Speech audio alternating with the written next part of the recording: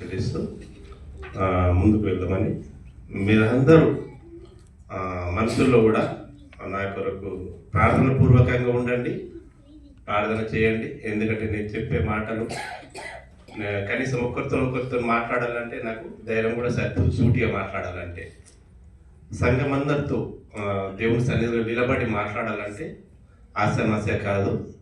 ఏదైనా కానీ దేవునికి మహిమకరంగా మనం మాట్లాడే మాటలు ఉండేటట్లుగా మీరు ప్రార్థన పూర్వకంగా ఉండాలని ఈ మధ్యాహ్నం మీ అందరికి తెలియజేస్తున్నాం.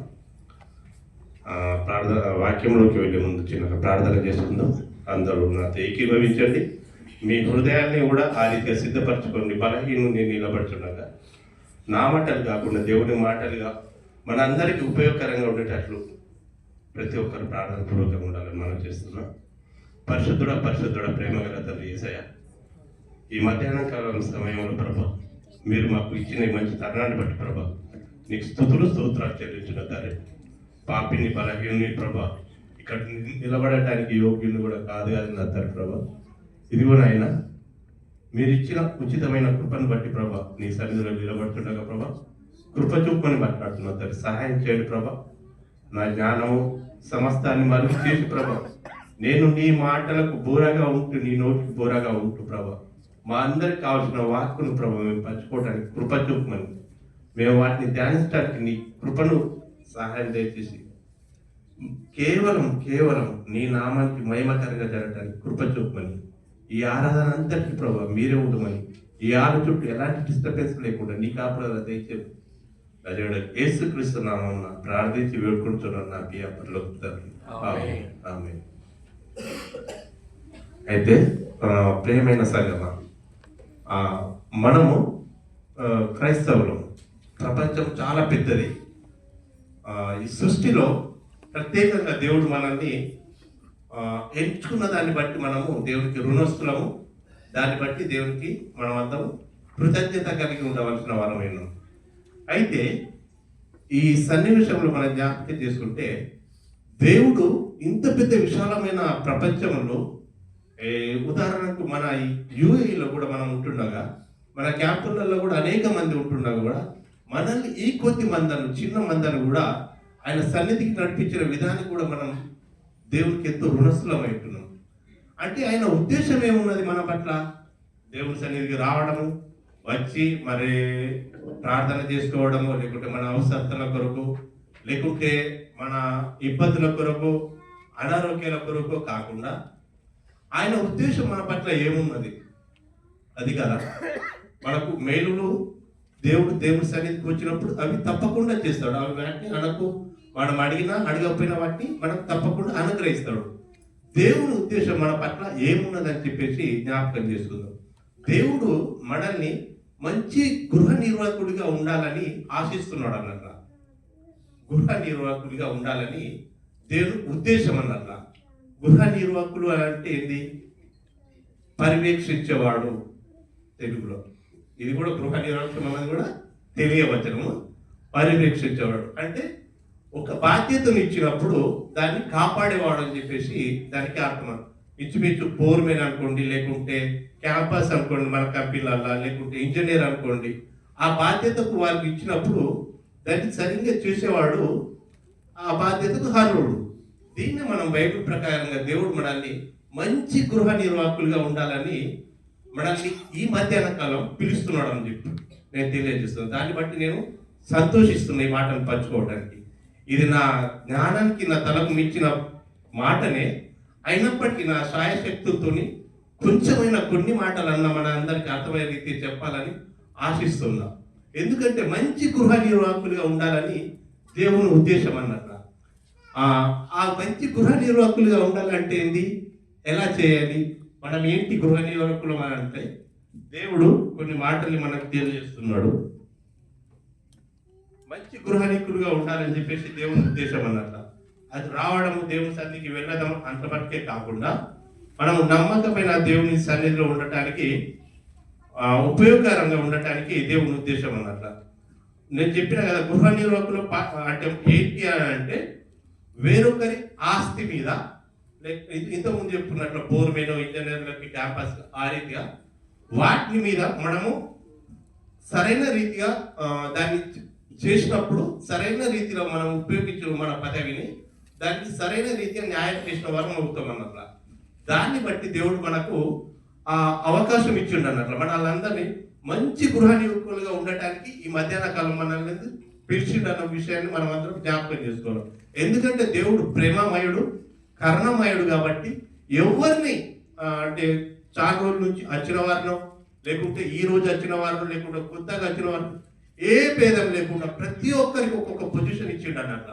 ఒక్కొక్కరికి ఒక్కొక్క రీతిగా ఆయన దృష్టిలో అందరినీ ఎక్కువ తక్కువ చేసి ఏం చేయ అందరినీ ఒకే రీతిగా ప్రేమించే దేవుడు మన దేవుడే ఉన్నాడు. దాన్ని బట్టి మనం ఎంతో దేవునికి రుణస్థులై ఉన్నాం అన్నట్ల. దేవుడు ఒకరికి ఒక్కొక్క రీతిగా ఒకరికి కొన్ని టాలెంట్స్ ఇస్తాడు, వరములను ఇస్తాడు. ఒకరికి ఆ వరములు కూడా నానా రకాలుగా ఉంటాయి కూడా. దాన్ని సరైన రీతిలో వాడుకున్నప్పుడు మన ఇచ్చిన ఆ పదవికి మనం న్యాయం చేసిన వారం అవుతాం అన్నట్ల. ఉదాహరణకు మన బ్రదరు మంచి లీడ్ చేస్తారు, పాటలు పాడటం ఆత్మీయంగా, అంటే ఆయనకు ఇచ్చిన ఆ టాలెంట్ అన్నట్లు. అది ఆ టాలెంట్ కూడా ఉపయోగించే విధానం కూడా చాలా రకాలుగా ఉంటుంది. ఒక్కొక్కరు నానా రకాలుగా ఒక్కొక్కరు వాయిద్య రూపకంగా, లేకుంటే కొందరు ప్రార్థన రూపకంగా, కొందరు పాటల రూపకంగా, కొందరు మాట్లాడితే కూడా ఆ మాటల ద్వారా కూడా ఇతరులను ఆకర్షించే రీతిగా ఉంటారు. అది దేవుడు మనకిచ్చిన ఆ తలంత్ అన్నట్ల. వాటిని మనం సరైన రీతిలో వాడుకున్నప్పుడే అది దేవునికి మహిమకరంగా ఉంటుంది అన్నట్ల. దాన్ని బట్టి దేవుడు మనకిచ్చిన ఆ పదవికి మనం సరైన రీతిగా మేలు చేసిన వారమే ఉంటాం అన్నట్ల. మొదటి కొరింథీయులు దేవుడు ఇచ్చిన వరాలను జ్ఞాపకం చేస్తున్నారు. మొదటి కొరింథీయులు 12వ అధ్యాయము 4-11 వరకు అక్కడ వరాలు మనకు ఇస్తాడు అన్నట్ల. వరాలు నానా రకాలుగా, కృపావరములు నానా విధములుగా ఉన్నవి, దాని ఆత్మ ఒక్కడే, మరియు పరిచర్యలు నానా విధములుగా ఉన్నవి కానీ ప్రభు ఒక్కడే. నానా విధముల కార్యములు కలవు కానీ అందరిలోను అన్నిటిని జరిగించు దేవుడు ఒక్కడే. అయినను అందరి ప్రయోజనం కొరకు ప్రతి వారికి ఆత్మ ప్రత్యక్షత అనుగ్రహింపబడుతున్నది. ఏలయనగా ఒకరికి ఆత్మ మూలంగా బుద్ధి వాక్యమును, మరి ఒకరికి ఆత్మను అనుసరించిన జ్ఞానవాక్యమును, మరి ఒకరికి ఆత్మ వలనే విశ్వాసమును, మరి ఒకరికి ఆ ఒక్క ఆత్మ వలననే స్వస్థపరచు వరములను, మరి ఒకరికి అద్భుత కార్యములను చేయు శక్తియు, మరి ఒకరికి ప్రవచవరము, మరి ఒకరికి ఆత్మల వివేచనయు, మరి ఒకరికి నానా విధమైన భాషలు, మరి ఒకరికి భాషల అర్థం చెప్పు శక్తియు అనుగ్రహింపబడుతున్నది. అయినను వీటన్నిటిని ఆ ఆత్మ ఒక్కడే తన చిత్తం చొప్పున ప్రతి వానికి ప్రత్యేకంగా పంచి ఇచ్చుచు కార్యసిద్ధి కలుగజేయుచున్నాడు. దేవునికి స్తోత్రం. చదవబడిన వాక్యం బట్టి అయితే దీంట్లో వరములు నానా రకాలుగా మనం ఇప్పుడు చదువుకున్నాం అన్నమాట. ఈ చదువుకున్న భాగంలో ఒక్కొక్కరికి ఒక్కొక్క వరాన్ని ఇచ్చి దాన్ని సరైన రీతిలో వాడేటట్లుగా వారికి ఆ టాలెంట్ కూడా ఇచ్చిండు అన్నట్ల. మరి ఆ వరాలని మనం ఏ రీతిగా ఉపయోగించుతున్నాం? ఆ వరాలన్నీ మనం కలిగి ఉన్నామా? లేదు. సంఘంకి వచ్చిన వారందరం కలిగి ఉన్నామా? లేదు. ఒక్కొక్కరు ఒక్కొక్క రీతిగా కలిగి ఉంటామా? అయితే ఆ కలిగి ఉన్న వాళ్ళే గృహ నిర్వాహకుల, వరాలు ఉన్న వాళ్ళే గృహ నిర్వాహకులు అంటే అది కూడా కాదు. క్రైస్తవులుగా అని పిలువబడ్డ ప్రతి ఒక్కరము దేవుడి గృహ నిర్వాహకులం అని చెప్పేసి మనము ఒప్పుకోవాల్సిందే. అది మన కర్తవ్యం. దేవుడు ఇచ్చిన మనకు ఆ పొజిషన్ అన్నట్ల. మనం ఇక్కడ ప్రమోషన్, మనకి ఏదైనా ప్రమోషన్ ఇస్తాడు చూడు, దేవుడు క్రైస్తవులకు ఇచ్చిన అది ప్రమోషన్ అనుకోవాలా. మంచి గృహనీకులుగా ఉండటానికి దేవుడు మనకు పిలువబడ్డాం. మనం ఎందుకు ఊరికినే రాలేము. ఈ మధ్యకాలం అయ్యగారు ఫోన్ చేసి వస్తున్నారు బేట వచ్చిర్రా అని చెప్పేసి నానా రకాలుగా మనల్ని ప్రోత్సహిస్తూ నడిపించేవాడు. అయినప్పటికీ మనం వచ్చినామంటే దేవుని ఉద్దేశం ఏంది? మనల్ని ఒక తలంతు మనకు ఇచ్చి ఉన్నాడు అన్నట్ల. ఇప్పుడు మనం చదువుకున్న వారాలు మనకు అన్ని ఎవరికి లేవు, అయితే మనమే రీతిగా ఉపయోగపడుతున్నాము. ఇప్పుడు తలాంతులు ఉన్నప్పుడు ఇప్పుడు ఇంచుమించు చెప్పుకున్న రీత్యా ఒక్కొక్కరు వాయిద్యాలు వాయించారు, ఒక్కొక్కరు లీడింగ్ చేశారు, ఒక్కొక్కరు పాటలు పాడారు, ఇవన్నిటిని సరి చేశారు. మ్యూజిక్ సిస్టమ్ను వచ్చేసరికి ఇవన్నీ మనకు సరి చేసి సెట్ చేసి ఇవన్నీ టాలెంట్లే. పశువు వచ్చేటప్పుడు మనల్ందరినీ ఒకరు ప్రోత్సహించుకుంటూ రావడం, ఇవన్నీ కూడా దేవుడిచ్చిన సరైన రీతిలో మనము ప్రవర్తిస్తేనే క్రమంగా జరుగుతుంది అన్నట్ల. అందులో ఏది మనం చేయకపోయినా కానీ ఆ క్రమం అనేది జరగదు, తప్పిపోతుంది. దాన్ని బట్టి ప్రతి ఒక్కరికి ఒక్కొక్క బాధ్యత ఇచ్చారు. ఆ బాధ్యతలో నమ్మకంగా ఉండాలన్నట్ల. ఏ రీతిగా నమ్మకం ఉంటాము? మనం చేసే పనులలో కూడా మనము ఒక కుటుంబం ఇది ఇక్కడ ఉన్నప్పుడు కంపెనీలలో చేస్తూ ఉంటాము, ఒక్కొక్కరు ఇళ్ళల్లో చేస్తూ ఉంటారు. అక్కడ కూడా మనము మన గృహ నిర్వాహకత్వంలో నమ్మకంగా ఉండాలని చెప్పేసి దేవుడు తెలియజేస్తున్నాడు అన్నమాట. మనం ఏ రీతిగా నమ్మకంగా ఉంటాము? అదే 1 కొరింథీయులు 4:2 1 కొరింథీ 4:2 గృహ నిర్వాహకులలో ప్రతివాడును నమ్మకమైన వాడై ఉండుట అవశ్యము. మనం చాలు 2వ. అయితే మనం నమ్మకమైన వారిగా ఎక్కడున్నా కానీ, నువ్వు ఏ స్థితిలో ఏ పనిలో ఉన్నా కానీ నమ్మకమైన స్థితిలో ఉండాలని చెప్పేసి, నమ్మకమైన వాడు ఇంచుమించు అరబ్ ఇళ్లలో ఉన్నారు. మన స్త్రీలు పనులు, పురుషులు కూడా ఉంటారు, కొంతమంది పనులు చేస్తూ ఉంటారు. అదెంతో అంటే విలువైన ఇల్లు, డబ్బులే ఉండొచ్చు, పిల్లలే ఉంటారు కావచ్చు, నానా రకాలు. మనం ఎంత నమ్మకంగా ఉంటే దాన్ని బట్టి అది దేవునికి మహిమ అన్నట్ల. మనము ఏదో వాళ్ళు ఇచ్చారు, మరి వాళ్ళు ఎటు మరి బయటకు షాపింగ్కి వెళ్ళారు అని నానా రకాలుగా ఆ ఉన్నదాన్ని మనం దుర్వినియోగం చేస్తే మనం సరైన రీతి దేవుడిచ్చిన పనిని మనం చేయగలుగుతాము? చేయలేము. దేవుడిచ్చిన ఆ బాధ్యతను మనము తప్పుగా ప్రవర్తిస్తామన్నట్ల. కొద్దిమంది ఇంకా ఏంది, ఈ వరాలు కలిగి ఉన్న వాళ్ళు చాలా రకాలుగా మిస్యూజ్ చేస్తారు. చాలా మట్టుకు చాలా సంఘాలలో, మన సంఘంలో నేను అనను, అంటే ఎక్కడైనా చాలా మట్టుకు వరాలు ఉన్న వాళ్ళు నానా రకాలుగా మిస్యూజ్ చేస్తారు అన్నట్ల. ఏ రీత్యా?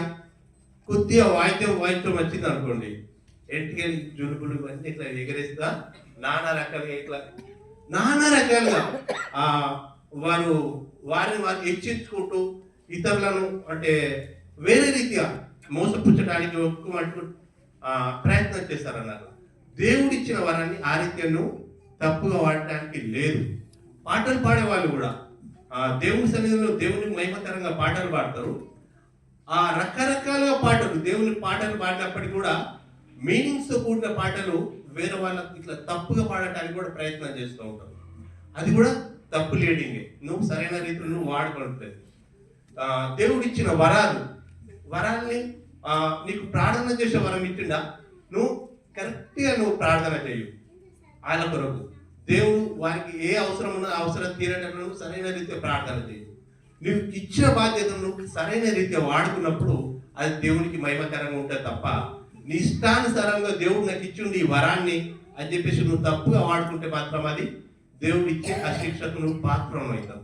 ఆ శిక్షకు పాత్రం కాకూడదని చెప్పేసి దేవుడు ఏమన్నాడు అన్నట్ల, నమ్మకమైన వాడిగా ఉండట అవశ్యం. అంటే తప్పనిసరి ఏ పని నీకు ఇచ్చిండో దేవుడు ఆ పనిని నువ్వు నమ్మకంగా చేయాలన్నట్ల. నీకు ఇచ్చిన టాలెంట్ నువ్వు కొద్దిమంది మాట్లాడుతూ ఉంటారు కదా, ఎదుటి ఆటోమేటిక్గా మారిపోతూ ఉంటారు. మనం చేసే పనులలో మనకు ఏది ఇప్పుడు దేవుని అంటే ప్రతి ఒక్కరు ఈ వరాలు కలిగి ఉన్న వాళ్ళే ప్రార్థన చేస్తే స్వస్థత అయింది అనుకోండి, వాళ్ళు చెప్తున్నది అంటే సరైన అంత మట్టి. ఇప్పుడు మనం పని మీద ఉన్నాం, వాళ్ళకి సువార్త తెలియదు, వాళ్ళకి ఎవరు ప్రార్థన మన సన్నిధికి వచ్చినప్పుడే వారు ప్రార్థన చేస్తే స్వస్థత కలిగితే దేవుడి మీద నమ్మకం వస్తుంది. ఆ సన్నిధికి రావాలంటే దేవుని ప్రేమను కూడా మనం తెలియజేయాలి కదా. ఇప్పుడు అందరము అన్యుల నుండి వచ్చిన వరము, మనకు ఒక దేవుని ప్రేమను చెప్తే తప్ప మనకు తెలియదు. మనం ఆ దేవుని ప్రేమను మన సైడ్లలో కూడా మనకిచ్చిన అవకాశాన్ని బట్టి, మనం ఉన్న సమయాన్ని బట్టి సరైన రీతిలో వాడినప్పుడు అది దేవునికి మహిమకరంగా ఉంటుంది అన్నట్ల. మన సమయాన్ని కూడా సరైన రీతిలో వాడాలి, దాన్ని బట్టి మనకు దేవునికి మహిమకరంగా ఉంటుంది అన్నట్ల. ఆయన ఇచ్చిన ఈ తలంతును సరైన రీతిలో వాడితేనే దేవుడు మనల్ని గృహ నిరూపకుడుగా, నమ్మకమైన గృహ నిరూపకుడిగా అని చెప్పేసి అంటాడు అన్నట్ల. మన గృహ నియోజకుల మన అంటే దీంట్లో ఎక్కువ ఆ ప్రేమను కూడా మనము ప్రకటన చేయాలి. మన ఈ గృహ నిరోధకత్వంలో మన ప్రేమను కూడా వ్యక్తం చేయాలన్నట్ల. నేను వస్తున్నా, నాకున్న టాలెంట్ నేను వాడుతున్నా అంటే అది సరైనది కాదు. మన ప్రేమను కూడా వ్యక్తం చేసినప్పుడు ఆ ప్రేమకు సరైన రీతిగా న్యాయం చేసినప్పుడు ఎదుటి వ్యక్తి మన ప్రేమను బట్టి మారగలుగుతాడు, దేవుని సన్నిధి రావడానికి ఇష్టపడతాడు. నీవేదో మరి నాకు పాటలు పాడొచ్చినాయి, లేకుంటే నాకు మ్యూజిక్ వచ్చింది, లేకుంటే నేను ఏదో చెప్తున్నా వాక్యం చెప్పొచ్చిందని చెప్పేసి అదంతా మటుకు నువ్వు నార్మల్గా ఉంటే మాత్రం దానికి ప్రయోజనం లేదు. ఎందుకంటే వారికి తెలియదు కదా. ఇప్పుడు మనం దేవుని సన్నిధికి వచ్చిన వాళ్ళం బైబుల్ చదువుతాం, బైబుల్ గురించి తెలుసు. ఇతరులు బైబుల్ చదువుతారా? చదవరు. వాళ్ళు ఏం చదువుతారు? వారు మనల్ని చదువుతారు. దేవునికి స్తోత్రం. జ్ఞాపకం ఉంచుకోవాలి. దేవుడు మనకు దేవుని క్రైస్తవులం కాబట్టి మనము ఇప్పుడు అయ్యగారు బైబుల్ ప్రతిరోజు చదవాలని చెప్పేసి ఒక కర్మాన్ని కూడా పెట్టాడు. అది కూడా అంటే అది గొప్ప వరం. దాన్ని మనం చదువుతున్నాం. బయట వాళ్ళు ఏం చదువుతున్నారు? దేవుని ప్రేమను తెలుసుకోవాలంటే మన క్యాంపులలో ఉంటారు, మన రూములలో ఉంటారు. వాళ్ళు బైబుల్ చదువుతారండి? చదవరు. వాళ్ళు ఏమి చదువుతారు? వారు మనల్ని చదువుతారు. అది మనం దృష్టిలో పెట్టుకోవాలి. ఎక్కడున్నా కానీ మనల్ని అంటే ప్రతి ఒక్క విషయంలో అబ్జర్వ్ చేస్తూ ఉంటారండి. అట్లా మధ్యాహ్న కాలంలో పనిపోయి వచ్చారు. ఇప్పుడు పనిపోయి వచ్చి కూడా ఇంత కష్టపడి ఇటు వచ్చినాం. ఎండల భయంకరమైన ఎండల్లో కూడా వచ్చినాం. వచ్చి మన ప్రవర్తనలో మార్పు లేకపోతే, మన క్యాంపులో రూముల వాళ్ళతో సరైన రీతిలో ఉండకపోతే ప్రయోజనం. వాళ్ళు అదే చూస్తారు కదా. వీడు పొద్దున్న దాకా పనికి పోతాడు, అంతాడు, చర్చికి పోతాడు, మంచిగానే బైబిల్ పట్టుకుంటాడు, అంత చేస్తారు. వీళ్ళ ప్రవర్తన చూసుకుంటే జీరో. ఆ జీరో స్థాయి నుండి మనము బయటకి రావాలి. మనది ప్రపంచం చదువుతున్నదన్న విషయాన్ని మన దృష్టిలో ఉంచుకోవాలి. ఎప్పుడు మర్చిపోకూడదు. నువ్వు ఎక్కడున్నా కానీ నమ్మకమైన వారిగా ఉండటానికి ప్రయత్నం చేయవు. నువ్వు చేసే ప్రతి పనిలో దేవుడు దేవుడు దేవుడు ఉన్నాడు, దేవుడు చూస్తున్నాడని భయం కలిగి ఉండాలి. దేవుడు లేడు కదా, దేవుని సన్నిధిలో చర్చకొచ్చినప్పుడు ఉన్నాడని అది నీ బుర్రలేని పని అన్నట్ల. దేవుని సన్నిధి ప్రతిసారి ప్రతి చోట మన మధ్య ఉంటుంది అన్నట్ల. ప్రతి చోట నువ్వు ఎదుటి వ్యక్తితో మాట్లాడేటప్పుడు కూడా గమనించాలి. స్త్రీతోని కానీ పురుషులతో కానీ మాట్లాడేటప్పుడు చులకన చేసి మాట్లాడాలి. ఎందుకంటే దేవుడు ఇచ్చిన ఆత్మ వారిలో ఉన్నది కాబట్టి ప్రతి ఒక్కరిని నువ్వు గౌరవించాలి, ప్రతి ఒక్కరిని నువ్వు ప్రేమించాలి. ఆ ప్రేమ మోసకరమైనది కూడా ఉండకూడదు. ఆ ప్రేమ నిజమైనదిగా. దేవుడు ఎగ్జాంపుల్, నేను మాట్లాడుతున్నప్పుడు యేసయ్య నీతో ఎట్లా మాట్లాడతాడు? ఆ రీతిగా మాట్లాడు. నేను ఒక సహోదరితో మాట్లాడితే యేసయ్య ఆ సహోదరితో ఎలా మాట్లాడతాడు? ఆ స్త్రీ ఎలాంటిదైనప్పటికీ ఆ పురుషుడు ఎలా, ఒకవేళ స్త్రీలు పురుషులతో మాట్లాడేటప్పుడు యేసయ్య నీలో పెట్టిన ఆత్మ ఉన్నది. యేసయ్యనే నువ్వు. మీరు చిన్న క్రీస్తును పోలిన వారు. మీరు చిన్న క్రీస్తులు కాబట్టి మనం మాట్లాడేటప్పుడు కూడా పవిత్రంగా మాట్లాడాలి. ఎలాంటి హృదయంలో దోషం కలిపి ఉంచుకోడు. మాట్లాడేటప్పుడు వేరే రీతి మాట్లాడు, హృదయంలో వేరే రీతి ఉంచుకొని పైకి మాత్రం నిదానంగా మాట్లాడితే అది తప్పు. అది దేవుడికి ఇష్టమైన పని కాదు. దేవుడిచ్చే శిక్షకి పాత్రలు అవుతావు, కానీ దేవుడిచ్చే దీవెనలకు నువ్వు ఎంత మటుకు అర్హుడవు కాదు అని చెప్పేసి ఈ మధ్యాహ్న కాలం దేవుడు మనందరితో మాట్లాడుతున్నాడు. ప్రతి ఒక్కరు నమ్మకమైన వారు ప్రతి ఒక్క విషయంలో మన జీవితంలో జీవించే జీవితంలో దేవుని మనం ముందు పెట్టుకొని జీవించాలని చెప్పేసి జ్ఞాపకం చేస్తున్నాడు. అయితే మనం ఇప్పుడు వరాలను తెలుసుకున్నాం కదా. వరాలు సరైన రీతి వాడుతున్నప్పుడు అది దేవునికి ఇష్టం. మళ్ళీ మన పనులలో మన సమయాన్ని కూడా దేవునికి సరైన రీతిలో ఉపయోగించినప్పుడే అది దేవునికి ఉపయోగకరంగా ఉంటుంది. దేవుని ప్రేమను కూడా సరైన రీతిలో మనం పంచిన వారం అవుతాం అన్నట్ల. అయితే దేవునికి ఇప్పుడు గృహ నిర్వాహకులు అంటే ఏంటి అసలు? వారికి ఏమైనా ఉన్నాయా అంటే మనం ఏం చేయాలి అని అంటే, ఫస్ట్ది మన సమయాన్ని దేవుని కొరకు ఉపయోగించుకోవాలి, ఒకటి. రెండవది మన ప్రతిభ అంటే టాలెంట్, మన తెలివిని కూడా దేవుని కొరకు ఉపయోగించాలి. ఫస్ట్ది సమయం కేటాయించాలి దేవుని కొరకు. రెండవది ప్రతిభ, టాలెంట్, తెలివిని ఉపయోగించాలి. మూడవది మనకు కలిగి ఉన్న సంపదను కూడా దేవుని కొరకు మనము ఉపయోగించాలి అన్నట్ల. ఈ మూడింటిని గురించి నేను చిన్నగా కొన్ని మాటలు మాట్లాడాలని ఆశిస్తున్నాను.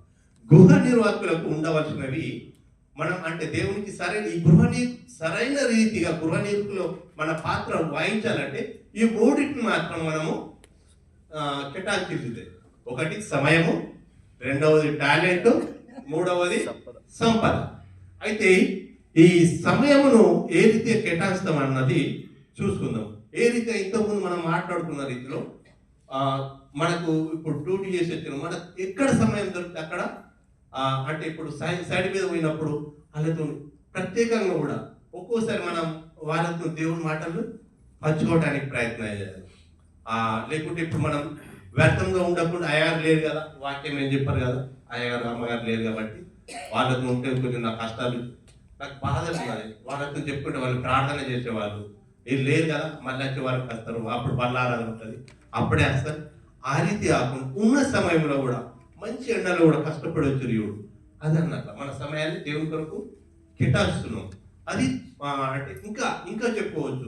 మన సమయం ఎక్కడ మనం వ్యర్థంగా ఉన్న సమయాన్ని నష్టపోకుండా సరైన రీతి ఊపించుకోవడానికి మనం ప్రయత్నం చేయాలన్నట్ల. అయితే ఈ సమయం గురించి నేను మళ్ళీ ఇంకో తర్వాత మాట్లాడతా కొద్దిగా. ఇంకా ప్రతిభ, మన తెలివిని ఏ రీతి వాడుకోవాలా, మనం జ్ఞానం కలిగి ఉండాలి. ఊరికేనే ప్రతి ఒక్కరికి తలూపి మోసపోవడానికి వీల్లేదు. మనం ఏది ఇచ్చినా కానీ జ్ఞానవంతులమై దేవుని పని చేయడానికి ఇష్టపడాలన్నట్ల. మత్తయి సువార్త 25వ అధ్యాయము 14 నుంచి 30 వరకు చూసుకుంటే, పరలోక రాజ్యము ఒక మనుషుడు దేశాంతరమునకు ప్రయాణమై తన దాసులను పిలిచి తన ఆస్తిని వారికి అప్పగించినట్లుండును. అతడు ఒకనికి 5 తలాంతులను, ఒకనికి 2, ఒకటి ఎవని సామర్థ్యం చొప్పున వానికి ఇచ్చి వెంటనే దేశాంతరం పోయెను. 5 తలాంతులు తీసుకున్నవాడు వెళ్ళి తోటి వ్యాపారం చేసి వాటితో వ్యాపారం చేసి మరి 5 తలాంతులను సంపాదించెను. అలాగుననే 2 తీసుకున్నవాడు మరి 2 సంపాదించెను. అయితే ఒక తలాంతు తీసుకున్నవాడు వెళ్ళి భూమి తవ్వి తన యజమాని సొమ్ము దాచిపెట్టాను. బహుకాలమైన తర్వాత ఆ దాసులు యజమానుడు వచ్చి వారి యొక్క లెక్క చూసుకొనెను. అప్పుడు 5 తలాంతులు తీసుకున్నవాడు మరి 5 తలాంతులు తెచ్చి, అయ్యా నీవు నాకు 5 తలాంతులు అప్పగించితివే, అవియుగాక మరి 5 తలాంతులను సంపాదించి తినని చెప్పాను. అతని యజమానుడు బలా నమ్మకమైన మంచి దాసుడా, నీవు ఈ కొంచెంలో నమ్మకముగా ఉంటివి, నిన్ను అనేకమైన వాటి మీద నియమించేదను. నీ యజమానుని సంతోషంలో పాలుకొందు అని అతనితో చెప్పాను.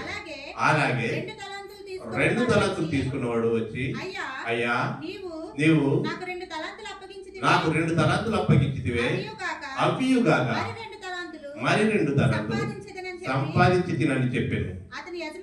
అతని యజమానుడు బలా నమ్మకమైన మంచి దాసుడా, నీవు ఈ కొంచెంలో నమ్మకంగా ఉంటివి, నిన్ను అనేకమైన వాటి మీద నియమించెదను. నీ యజమాని సంతోషంలో పాలు పొందమని అతనితో చెప్పాను. తర్వాత ఒక తలాంతు తీసుకున్నవాడు వచ్చి, అయ్యా నువ్వు విత్తని చోట కోయని వాడు, చల్లని చోట పంట కూర్చుకుని వాడు అని కఠినోడు అని నేను ఎరుగుదును. గనుక నేను భయపడి వెళ్ళి నీ తలాంతును భూమిలో దాచిపెట్టి ఇదిగో నీవు తీసుకోమని చెప్పాను. అందుకు అతని యజమానుడు వారిని చూసి సోమరమైన చెడ్డ దాసుడా, నేను విత్తని చోట కోయని వాడను, చల్లని చోట పంట కూర్చుకొని వాడనని నువ్వు ఎరుగుదువా? అట్లయితే నీవు నా సొమ్ము సావుకారుల యొద్ద ఉంచవలసి ఉండెను. నేను వచ్చి వడ్డీతో కూడా నా సొమ్ము తీసుకొందునని అని చెప్పి ఆ తలాంతుని వాని యొద్ద నుండి తీసివేసి 10 తలాంతులు గల వానికి ఇయ్యబడి కలిగిన ప్రతివానికి ఇయ్యబడును. అతనికి సమృద్ధి కలుగును. లేని వాని యొద్ద నుండి వానికి కలిగినది తీసివేయబడును. మరియు పనికి మాలిన ఆ దాసుని వెలుపటికి చీకటిలోకి త్రోసివేయడి, అతని ఏడుపును పండ్లు కొరుకుటై ఉండునని చెప్పాను. అయితే నేను చదివించాలని అనుకోలేదు, పెద్ద వచనాలు ఉన్నాయి ఎక్కువ. కాకపోతే అందరము ఈ వచనాలు చదవలేము. ఎందుకంటే సంఘం కలిపిన వారు కొత్త వాళ్ళు ఉంటారు, పాత వాళ్ళు ఉంటారు. మనకు తలాంతులు అని చెప్పేసరికి ఆటోమేటిక్గా అర్థమైపోతుంది చదువుకున్న ప్రతిసారి చదివాలి. ప్రతి ఒక్కరికి అర్థం కాకపోవచ్చు, దాన్ని బట్టి నేను చదివించిన. ఇంత సమయం తీసుకోవాలని కూడా నాకు ఇష్టం లేకుండా. అయితే ఇక్కడ తలాంతుల గురించి మనము చదువుకున్నాం కదా. ఈ తలాంతులను ఏ రీతి వాడుకుంటున్నారు అది తెలివి.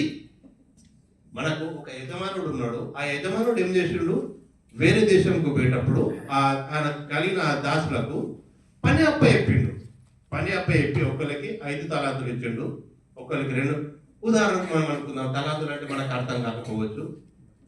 ఇక్కడ ఒకరికి ఒక 5 షాపులు ఉన్నాయి అనుకుందాం, మన మీద సూపర్ మార్కెట్లో అనుకుందాం. ఒకరికి ఒక 5 సూపర్ మార్కెట్లు, మనం వాడుకునే భాషను మాట్లాడుకుంటే ఒకరికి 2 షాపులు ఇచ్చిండు అనుకో, ఇంకొకరికి ఒక షాప్ ఇచ్చిండు అనుకుందాం. వచ్చేసరికి ఆ షాప్ అతను ఫుల్ డెవలప్ చేసిండు 5 అతను. ఇంకా 5 బ్రాంచులు ఫుల్ సక్సెస్ చేసి ఇంకొక 5 బ్రాంచులు కూడా ఓపెన్ చేసిండు తెలివిని బట్టి. ఇంకొక అతను ఏం చేసిండు, 2 షాపులు ఇస్తే ఆ 2 కూడా అతను తెలివిని ఉపయోగించి ఇంకొక 2 షాపులను ఓపెన్ చేసిండు. అయితే ఒక షాప్ ఇచ్చిండు కాబట్టి ఈ సామాను మరి అటు ఇటు పోతే ఏమనుకుంటాడు, మరి ఆయన ఈ సప్తాహం తాళం వేసి పెట్టింది బెటర్ కదా అనుకుంటాడు కావచ్చు. దాన్ని తలంతుల రీతిగా చెప్పుకున్నప్పుడు 5 తలంతులు తను ఏం చేసిండు, 5 సంపాదించాడు. 2 ఇచ్చిన తను 2 సంపాదించాడు. ఆ 1 ఇచ్చిన అతను భయపడ్డాడు. భయమైతున్నది, పేయికి ప్రవర్తన లేదు, తెలివి లేదు. ఇచ్చిన టాలెంట్ను ఏదైతే వాడుకోలేనన్నది తెలివి లేదు. ఆ తెలివి లేక ఏం చేసిండు, అయ్యో మళ్ళీ ఇది ఎక్కడ ఉపయోగించుకుంటాడు, దీన్ని మళ్ళీ అటు ఇటు చేస్తే మరి ఆయన మీద ఆయనకు నమ్మకం లేదు. ఆ తెలివి అంటే నమ్మకం లేదు, అతను టాలెంట్ లేదు, దాన్ని పెట్టి ఏదైనా సంపాదించవచ్చు అనే ఆ నమ్మకం లేనప్పుడు ఏం చేసిండు, జాగ్రత్త పెడతాం మత్తడు కదా, వచ్చినప్పుడు మళ్ళీ అడుగుతాడు కాబట్టి ఇవ్వాలని చెప్పేసి ఎన్నో ఒకటి భూమిలో దాచి పెట్టేసిండు. వచ్చినప్పుడు ఇచ్చినప్పుడు ఆ సంభాషణ అవన్నీ చూసుకున్నప్పుడు ఆ 5 తలాంతులు ఇచ్చినప్పుడు సంతోషంగా వచ్చి, అయ్యా నువ్వు వచ్చినావు, ఇక నువ్వు ఇచ్చిన దానికి నేను తిరిగి ఇంత సంపాదించినావు. ఆయన సంతోషించాడు. సంతోషించి బలా నమ్మకమైన దాసు, నువ్వు నా సంతోషంలో పాల్గొనని చెప్పేసి ఆయన సంతోషంతో స్వీకరించాడు. 2వ వాడు ఆ రీతి నచ్చిండు. 2వ వాడిని కూడా బలా నమ్మకమైన దాసుడా, నువ్వు కూడా నా సంతోషంలో పాల్గొన్నాడు. ఇతను వచ్చిండు, అయ్యా నీ గురించి నాకు ముందే తెలుసు, నువ్వు నా గురించి ముందే తెలుస్తున్నావు, నా దగ్గర ఉండు ఎందుకు, అప్పుడే వెళ్ళిపోవాలి కదా. కాకపోతే నా గురించి చెడ్డగా నీకు అంతా తెలిసి కూడా నువ్వు ఉన్నావంటే నన్ను పరీక్ష చేస్తావు. అందుకేంటి చాలా మంది అంతే కదా, నీ గురించి నాకు ముందే తెలిసిపోవాయి అంటాం. అది తెలిసినప్పుడు ఇంకా నువ్వు వాడు ఉండు ఏంటి, నువ్వు ఆయనను అది చేసి ఏమంటావు జడ్జ్ చేసుడు ఎందుకు, నువ్వు నాకు తిడుతావు. అంత భయం ఉన్నప్పుడు ఒకవేళ నీ దగ్గర టాలెంట్ లేకపోతే ఆయనకు తెలుసు, ఈయన దగ్గర టాలెంట్ దేవుడికి తెలుసు కదా మనకి ఏ టాలెంట్లు ఉన్నాయో. ప్రతి ఒక్కసారి మనం ఏమనుకుంటాం, వాళ్ళే పాటలు పాడతారు, వాళ్ళే ముందు చేస్తారు, వాళ్ళే అది చేస్తారు, వాళ్ళే మాట్లాడతారు, వాళ్ళే లెక్కలు చెప్తారు, వాళ్ళే సంఘం, వాళ్ళే ఏంది వాళ్ళే. దేవుడు నీకు ఇచ్చిన టాలెంట్ను నువ్వు సరైన రీతి వాడుకుంటలేదు, అది నువ్వు గమనించాలా. ప్రతి ఒక్కటి మన సంఘం గురించి నేను మాట్లాడతలేదు, మళ్ళీ మన సంఘం నన్నే టార్గెట్ చేసేవారు, నన్ను తర్వాత బాధ పెట్టుకునేది మనసు. అట్లాగా ప్రతి ఒక్క సంఘం వల్ల ప్రతి ఒక్క చోట జరిగేది ఇదే అన్నట్ల. నన్ను వాళ్ళే మొత్తం వాళ్ళే ఒక గుంపులుగా చూసుకుంటారు, వాళ్ళే మాట్లాడుకుంటారు, వాళ్ళే చేసుకుంటారు. అది మనకు అదొక పిచ్చి అన్నట్ల. అది కాదు, దేవుడు ఇచ్చిన తలాంతులు ఏ రీతిగా వాడుతావో ఆ రీతి నీకు ఇయ్యబడుతుంది. అది నువ్వు తెలుసుకోవాలా. 5 ఇచ్చిన వానికి 5 ఇచ్చిండు మళ్ళీ సంతోషంతో. తిరిగి ఇచ్చినప్పుడు ఇంకా ఆ ఒక్కడే కూడా తిరిగి ఆయనకి ఇచ్చేసిండు. ఎందుకంటే నీకు ఇచ్చిన టాలెంట్ నువ్వు సరైన రీతిలో వాడుకోవాలా. ఆ నీకు టాలెంట్ ఉండి కూడా నువ్వు వాడుకోకపోతే అది యూజ్లెస్ అన్నట్టు, తెలివిలేని పని. అట్లా కాకుండా మనం దేవుడు ఏ పని ఇచ్చిండో, ఏ సమయాన్ని మనం సరైన రీతి వాడుకుంటున్నాము అది జ్ఞాపకం చేసుకోవాలని చెప్పేసి మనకు ఈ వచనాల ద్వారా మనం ఇంకా దాన్ని వివరించుకుంటూ పోతే మనకు సమయం లేదు. కాబట్టి ఉన్న సమయాన్ని, మనం ఉన్న తెలివిని సరైన రీతిలో వాడుకోవడానికి ప్రయత్నం చేయాలన్నట్ల. ఇంకోటి రెండో మనం చూసుకున్నప్పుడు ఏంది, మన సమయాన్ని కేటాయించాను, మన టాలెంట్ కేటాయించాను. ఇంకోటి మన సంపద, మన సంపద కూడా దేవునికి సరైన రీతిగా ఉపయోగించాలి. దేవుడు మనకు ఒక ఉద్యోగం ఇచ్చిండు. ఉద్యోగం లేక ఎంతో మంది, చాలా మంది ఉన్నారండి. మన ఉద్యోగం లేక, మనాంటి ఉద్యోగం లేక కూడా చాలా మంది మన ఇండియా ప్రాంతాల్లో ఉంటే రావడానికి ఎంతో మంది ఎదురు చూస్తూ ఉంటారన్నమాట. ఇప్పుడు అన్న చెప్పిండు 10 సంవత్సరాల నుంచి ట్రై చేస్తున్నా కానీ, ప్రతిసారి ఇంటర్వ్యూలు పాస్ అవుతున్నా కానీ అంటే అంటే దేవుడు మనకి ఇచ్చిండు. ఒక ఇచ్చిన స్థానాన్ని మనం సరైన రీతిలో దేవుని కొరకు ఉపయోగించుకోవాలి. మనకి ఇచ్చిన సంపాదనను, ఇప్పుడు స్త్రీలు ఉన్నారు, మీరు ఎంత కష్టపడతారు మీ అందరికి తెలుసు. ప్రొద్దున 4కు 5కు లేస్తారు, ఎంత ప్రొద్దున బస్సులలో పోతారు, కష్టపడే రాత్రికి 9కి వస్తారో 10కి వస్తారో, ఎప్పుడు వంటలు చేసుకుంటారు. పురుషులు కూడా అంతే, బిల్డింగ్ సెక్షన్ వల్ల చేసేవాళ్ళు ప్రతి ఒక్కరు చాలా కష్టపడితే తప్ప ఆ సంపదన విలువ తెలియదు. మన మీద ఏదో చెట్లకు ఖజూర్లు కాసినట్ల డబ్బులు పంపుతున్నామని ఇంటికాడ అనుకుంటారు అన్నట్ల. అట్లా కాదు కదా, మనం ఏదో ఖజూరు ఫ్రీగా తెప్పుకోవచ్చు కొన్ని చోట్ల. అట్లా కాదు కదా సంపద అంటే. మనం ఎంత కష్టపడితే ఆ డబ్బు వస్తున్నది, ఆ డబ్బును సరైన రీతిగా వాడుతున్నామా లేదన్నది కూడా ప్రాముఖ్యమే. దేవుని సేవ కొరకు నువ్వు సరైన రీతి వాడు. దేవుని సేవకు నీ చేతులు చాపు, దేవుడు ఇంకా నేను ఆశీర్వదిస్తాడు. దేవుని సన్నిధికి నువ్వు ఇవ్వకుండా బిగబట్టినావు అనుకో, అది బ్లెస్సింగ్ కాదు, నిన్ను తీసేస్తాడు. ఇచ్చేవాళ్ళు చాలా మంది ఉంటారు దేవుని కొరకు. దేవుని సేవ ఎప్పుడు ఆగిపోదండి. మనం ఇస్తేనే కంటిన్యూ అవుతుంది అనుకోవడం అది తప్పు, నీ తెలివి తక్కువ పని అన్నట్ల. దేవుడు నిన్ను కాకుంటే వేరులను ఎన్నుకుంటాడు. కాబట్టి దేవుని సన్నిధికి సరైన రీతి ఇవ్వాలి. మనం ఇస్తేనే సేవ అనేది కంటిన్యూగా జరుగుతుంది. సమస్యలు సంఘంలో అనేకం ఉంటాయి, వాటిని చూడద్దు. మనం దేవుని సేవ మనకిచ్చిన దాంట్లో, మనకు కలిగిన దాంట్లో ఏ రీతిగా ముందుకు వెళ్ళటానికి నా పాత్ర ఏంది, నేను ఏదైనా చేయగలుగుతానా, అది మనం తెలుసుకోవాలన్నట్ల. మన సంపదను సరైన రీతిగా వాడుకోవాలా. మనం ఇంటికి మనం ఉదాహరణకు ఐఫోన్ కొనుక్కున్నామండి. దేవుడు ఇచ్చిన సంపద ఐఫోన్ కొనుక్కున్నాము, ఇంటికి పంపినాము. దేవునికి స్తోత్రం. ఇంటికి పంపిన ఫోన్ సరైన రీతి వాడుతుర్రా? ఇప్పుడు భార్యను కష్టపడి భర్తకు పంపిండు ఫోను, ఐఫోన్ అనుకోండి, నార్మల్ ఫోన్ ఏదో అనుకోండి పంపిండు. ఆ ఫోన్ ద్వారా అతను సరే వాక్యం చదువుతుండా, లేకుంటే తల్లిదండ్రులతో మాట్లాడుతుండా, కుటుంబీకులతో మాట్లాడుతుండా, నీతో మాట్లాడుతుండా, ఆటోమేటిక్గా, లేకుంటే వేరే వాళ్ళతో పక్కనతో మాట్లాడుతుండా, అది కూడా నువ్వు గమనించాలి. దేవుడు నీకు పక్కనతో మాట్లాడడానికి నేను ఇంత శ్రమ పెట్టి, ఇంత కష్టపడి నిన్ను ఈజీగా పంపలేని ఇంటికి. ఎంత కష్టపడితే దేవుడు దీవిస్తే నీకు మొబైల్ వచ్చింది. ఆ మొబైల్ని నువ్వు వాడుకోవాలి, సరైన రీతి వాడుకోవాలా.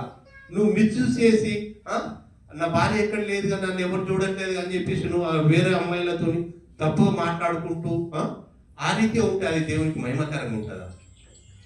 భర్తలు ఎంతో కష్టపడతారు. బిల్డింగ్ సెక్షన్లలో చూస్తే రోడ్ సెక్షన్లు ఎండిపోతారండి.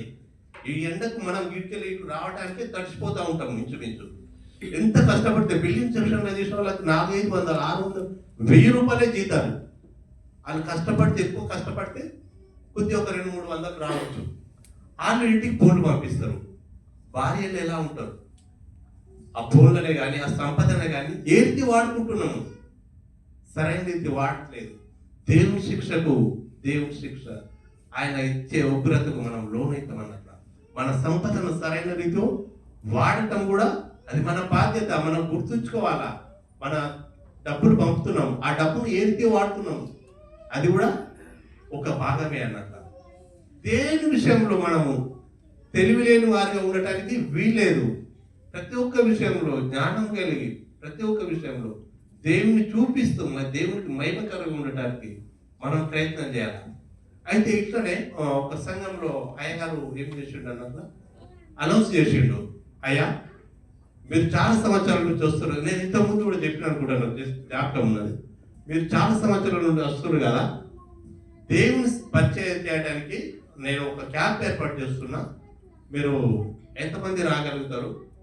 మీరు చాలా అంటే ఇంచుమించు అది ఒక బైబిల్ క్లాస్ లెక్క, ట్రైనింగ్ అంతా అయిపోయింది, మీరు ఇప్పుడు రెడీ టు దేవుని సేవ చేయడానికి, మీరు యుద్ధానికి సిద్ధంగా ఉన్నారు కాబట్టి మీకు ఈరోజు టెస్ట్ పెడతా అని చెప్పి, సరే అందరూ పాస్ ఇంచుమించు మనం సన్నిధికి వచ్చిన వాళ్ళందరూ చాలా మంది పాత వాళ్ళమే, దేవుని ప్రేమ తెలిసిన వాళ్ళమే. మనము అంటే చేయటానికి ఒక దగ్గరికి అందరిని బస్సులో తీసుకెళ్ళి ఒక ఊరికి పల్లెటూరుకి తీసుకుపోయినప్పుడు అందరూ ఇట్లనే యవనస్తురాలు అందరూ ఆ దేవుని సేవ చేయడానికి ముందుకు వచ్చిన ప్రతి ఒక్కరు ఆ సేవకునితో వెళ్ళారు, ఆ గ్రామానికి వెళ్ళారు. నేను ఈ ఊరును మీకు అప్పచెప్తున్నా, మీరు ఇక్కడ ఈ ఊరికి సేవ చేయండి. ఆ రోజు మనం ప్రొద్దున పోయిన సాయంత్రం దాకా అక్కడ వాళ్ళు ఉంటారు, దేవుని అక్కడ మీరు పరిచయం చేయాల. ఎట్లా? కొత్త ప్రాంతం ఎట్లా చేస్తారు? అయితే పల్లెటూరు కదా, ఒక్కొక్క రకంగా ఉంటాయి. కొద్దిమంది ఏం చేశారు, వాళ్ళకు కలిగిన దాన్ని బట్టి రోడ్లు శుభ్రం లేవు, అందరు పోయి సేవలు అదొక భాగం కదా అనుకొని కొద్దిమంది రోడ్లు క్లీన్ చేస్తారు, కొద్దిమంది మురికి కాలువలు ఉంటాయి వాటిని క్లీన్ చేస్తారు, అవన్నీ మంచి పనులే. మరి ఇంకొక అతను చిన్న కుర్రోడు ఉన్నాడు, చిన్న కుర్రోడు అంటే సన్నగా ఉన్నాడు అనుకోండి, చిన్న కుర్రోడే కాదు అంటే నాజుగ్గా ఉన్నాడు, అతను ఆ బరువు పనులు చేయలేడు, అట్లాంటి పనులు చేయలేడు. అతనికి ఒక ఆలోచన కలిగింది, నేను ఈరోజు ఈ సమయాన్ని ఎవరికన్నా సువార్త చెప్పాలని చెప్పేసి ఒక ఆలోచన కలిగి ఒక ఇంటికి వెళ్ళి తలుపు తట్టేసరికి ఆ ఇంట్లో నుండి ఒక అమ్మ వచ్చింది. అమ్మని చూస్తే చాలా భయంకరంగా ఉంది, అంటే పెద్దబాడి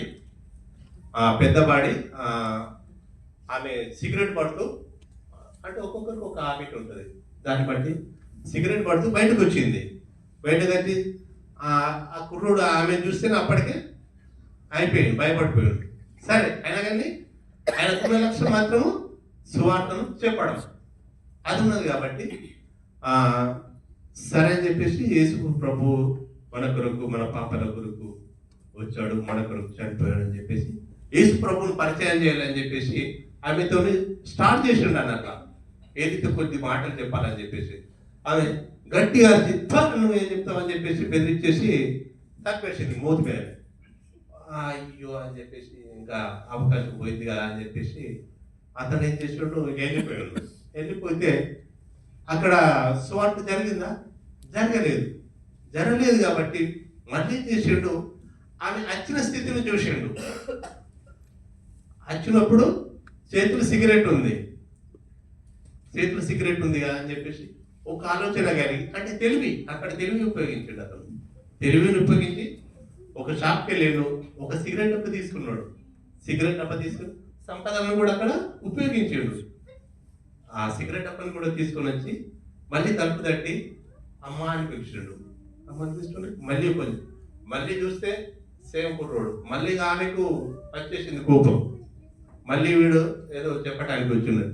కాకపోతే తన చేతిలో సిగరెట్ ఉంది, మనిషిని ఆకర్షించడానికి వాళ్ళ బలహీనత అది. అంటే ఇతను ఎన్నుకున్నది పద్ధతి సరైనది కాకపోతే ఆమెను తప్పకుండా సువార్త వినిపించాలి.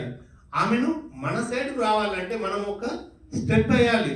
అట్లా అని చెప్పేసి మీరు తప్పు స్టెప్ వేయాలి. తల్లు అన్నలు జాగ్రత్త, ఎందుకంటే తెలివిని అంటే ఆ సందర్భాల్లో మనం ఏదైతే ఉపయోగించుకోవాలని చెప్పేసి నేను జ్ఞాపకం చేస్తున్నా, కానీ ఆ స్టైల్లోనే మనం చేద్దామనంటే అది రాంగ్ అన్నట్ల.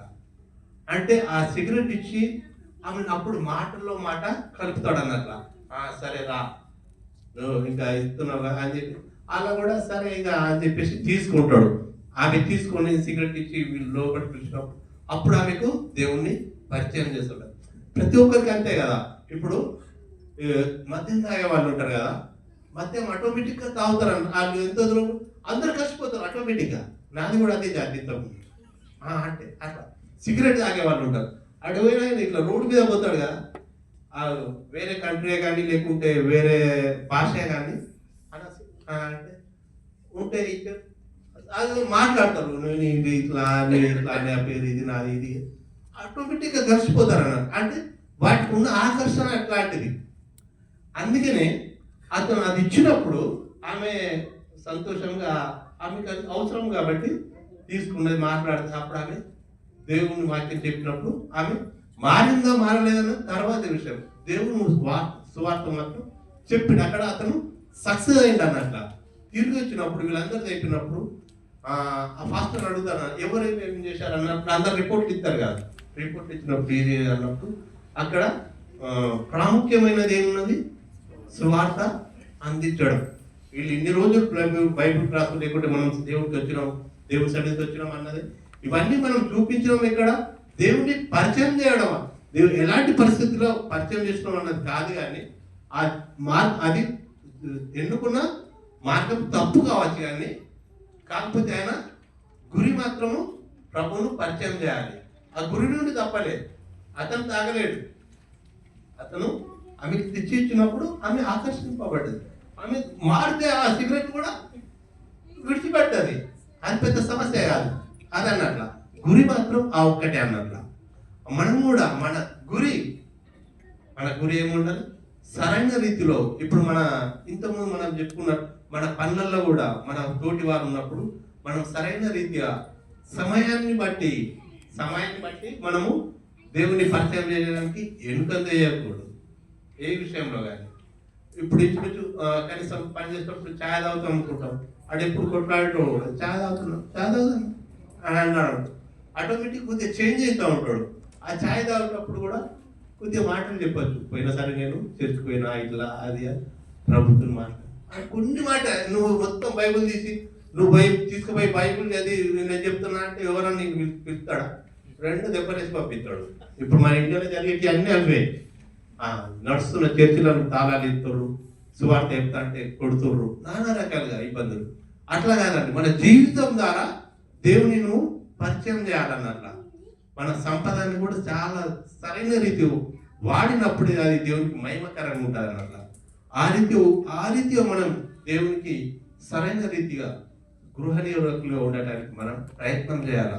ప్రయత్నం కాదు, అది మన లక్ష్యము, మన కర్తవ్యం, అది మన బాధ్యత అన్నట్ల. దాన్ని దేని నుండి మనం తప్పిపోకూడదండి.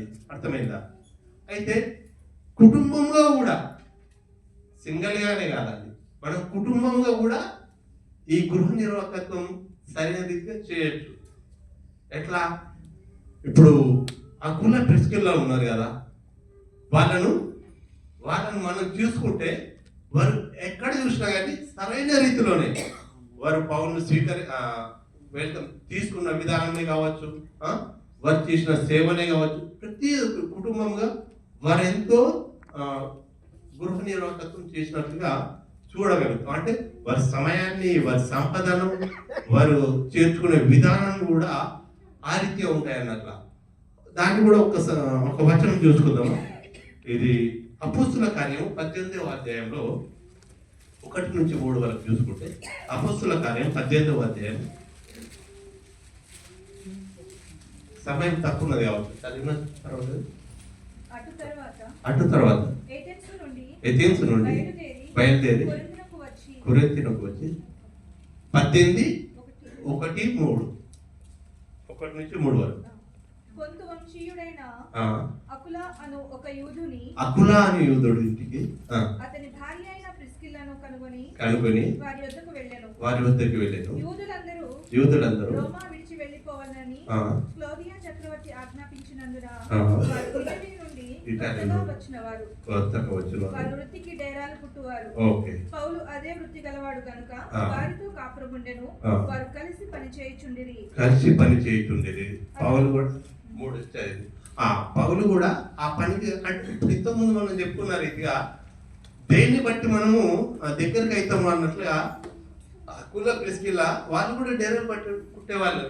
నువ్వు వేరే వాళ్ళ అతడికి వేరే వాళ్ళు పోతే నేను ఈజీగా చేర్చుకోరు. నువ్వు తీసుకుపోయి బైబుల్ని పరిచయం చదువుతాను, నేను నీకు సువార్త చెప్తాను, ఎవరు నేను స్వీకరించరు. నువ్వు ఎన్నుకునే విధానం కూడా సరైన రీతిలో ఉండాలా. అకుల ప్రిస్కిల్లను వారు అక్కడికి వెళ్ళినప్పుడు పౌలు గారు ఆ పౌలును వారు స్వీకరించి, అంటే సరైన రీతిలో వాళ్ళు వారి కుటుంబానికి ఆహ్వానించారు. అప్పుడు పౌలు చెప్పిన బోధనలు వీళ్ళు వాళ్ళ జీవితంలో అనుసరించినప్పుడు వాళ్ళు ఏ రీతిగా ఎదిగారు దేవుళ్ళు అని చెప్పి కూడా చూసుకుంటే లాస్ట్కు వాళ్ళ గురించి పౌలు గారు ఏమని చెప్తున్నారు చూసుకుందాము. రోమ పత్రిక 16వ అధ్యాయము 3-5 చదవండి త్వరగా సమయం. 16వ అధ్యాయము రోమ పత్రిక 3-5. అతడు తనతో కూడా 16వ అధ్యాయము క్రీస్తు యేసునందు నా జత పనివారైన ప్రిస్కిల్లకును అకుల్లకును నా బంధనములు చెప్పుడి. వారు నా ప్రాణము కొరకు తమ ప్రాణములు ఇచ్చుటకును తెగించిరి. చూసారా ఆ ప్రేమ ఎక్కడ దాకా నడిపించిందండి? సేవకుని ప్రాణం అడ్డు పెట్టడానికి, సేవకుని కొరకు వాళ్ళ ప్రాణం అడ్డు పెట్టడంతా కూడా వాళ్ళు సిద్ధపడ్డారన్నట్ల. దేని విషయంలో వాళ్ళు విన్నదాన్ని తక్కువ చేసుకోలేవు. ఆ కుటుంబంగా ఇచ్చినప్పుడు భార్య భర్తలు కలిసి దేవుని సేవలో పాల్గొన్నప్పుడు ఒక అతను స్లోయన కానీ ఇంకొకరు లేపగలుగుతారు. భార్య భర్తలు 2 జోడుల బండ్లు ఉంటే 2 బండి తెలుసు కదా, ఒకటి ఎటు గుంజినా కానీ ఇంకోటి కవర్ చేస్తుంది. భార్య భర్తలు కలిసి దేవుని సేవలో పాల్గొంటే చాలా మంచిది. ఈ భార్య భర్తలు సేవలో పాల్గొనాలంటే, భార్య భర్తలు సేవలో సరైన రీతిలో పాల్గొనాలంటే దేవుని వాక్యంలో సరైన రీతిలో నువ్వు వినాలి. దేవుని వాక్యంలో సరైన రీతిలో స్థిరపడాలి. అప్పుడే నువ్వు సరైన రీతిలో దేవుని జ్ఞానం కలిగి ముందుకు వెళ్ళడానికి అవకాశం ఉంటుంది. కానీ ఒకవేళ నువ్వు దేవుని జ్ఞానం, దేవుని వాక్యం చదవక నాకే తెలుసు కదా, నేనే ప్రార్థన చేసుకుంటున్నా, నేనే పాటలు పాడుతున్నా కదా అనుకుంటే నీకు నువ్వు సింగిల్గా నీ మైండ్ ఏముంటుంది అన్నట్లు, ఎప్పుడు నేను తెలివి గలవాడిని, లేకుంటే ఆమె అనుకుంటుంది నేనే తెలివి గలవు, నేను ప్రార్థన పరుని, నేను వాక్యం చెప్పేవాడిని, నేను పాటలు సొంతగా ఉంటాయి. కాబట్టి నువ్వు కలిసి దేవుణ్ణి సరైన రీతిలో నువ్వు ఆయనకు మహిమకరంగా జీవించలేవన్నట్లా. కలిసి దేవుని వాక్యం చదువుకుంటూ అయ్యా మనం ఈ రీతే చేసుకుంటాం. వాళ్ళిద్దరు కలిసి ఉండాలంటే, ప్రేమలో వాళ్ళిద్దరు ఫస్ట్ కలిసి ఉండాలండి. మనం ఇప్పుడు మన ఈ భార్య భర్తల ప్రేమలో మధ్యలో ఎవరో వచ్చిర్రు అనుకోండి, ఆదమవ్వల మధ్యలో చాలా బాగున్నారు, దేవుడు మాట్లాడుతున్నాడు. ఇప్పుడు ఈ కుటుంబంతో కూడా బైబిల్ చదువుకున్నప్పుడు వాక్యం చదువు అంత బాగున్నది. మధ్యలో ఎవడన్నా వచ్చింటా నాశనం అయిపోతుంది అక్కడ కుటుంబం. ఆదమవ్వ దేవుడు మాట్లాడుతున్నాడు వాళ్ళతో.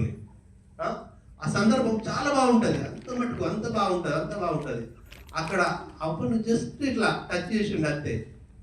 ఇలా చనిపోతాడు అన్నది కూడా ఆమెకు తెలియదు. చనిపోతాడంటే ఏంది అదొక మాట అనుకున్నదో ఏమనుకున్నదో, అంత ఈజీ అనుకున్నది మరి తెలియదు. మరి ఆమెకు ఇంత కష్టం ఉంటుంది అని చెప్పేసి, లేక తెలిసి కూడా బలహీనరాలు అయిపోయిందో. చనిపోతాడంటే ఆయన ఏదో చెప్పిండు కదా దేవుడు అనుకున్నది.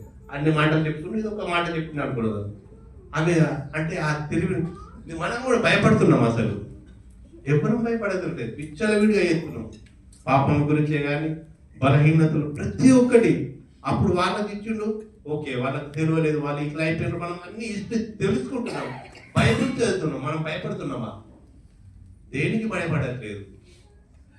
ప్రేమను కలిగి భార్య భర్తలు ఉన్నప్పుడు, భార్య భర్తలు ఆ ప్రేమ కలిగి ఉన్నప్పుడు, దేవుని వాక్యంలో స్థిరంగా ఉన్నప్పుడు తప్పకుండా దేవుని మహిమకరంగా అందరికి మనకిచ్చిన తాలాంతును, మన సమయాన్ని, మన సంపదను సరైన రీతిలో ఉపయోగించాలని చెప్పేసి ఈ మధ్యాహ్న కాలం కూడా దేవుడు మనందరినీ తెలియజేస్తున్నాడు. మన సమయాన్ని, మన సంపదను, మన తెలివిని, ఈ మూడింటిని దేవుని కొరకు ఎప్పుడైతే మనం సరైన రీతిలో ఉపయోగిస్తామో తప్పకుండా మనల్ని, మన కుటుంబాన్ని, మన ఆరోగ్యాన్ని దేవుడు దీవిస్తాడు, ఆశీర్వదిస్తాడు. దేవుని ప్రేమకు, ఆయన ఆ రక్షణకు ఎలాంటి ఎక్కడ లోటుపాట్లు లేకుండా సరైన రీతిలో మనం దీవిస్తాడు. ఎప్పుడు ఆయన చేతు కొదువ కాదండి, సరైన రీతిలో దీవిస్తాడు. ఎక్కడ మనము దాని గురించి చింతించకుండా నిర్భయంగా వాటిని మనం ఉపయోగించడానికి ఇష్టపడాలని చెప్పేసి, ఆ రీతి సిద్ధపడి ఉండాలని చెప్పేసి దేవుడు మనందరినీ ఈ మధ్యాహ్న కాలంలో బలపరుస్తున్నాడు.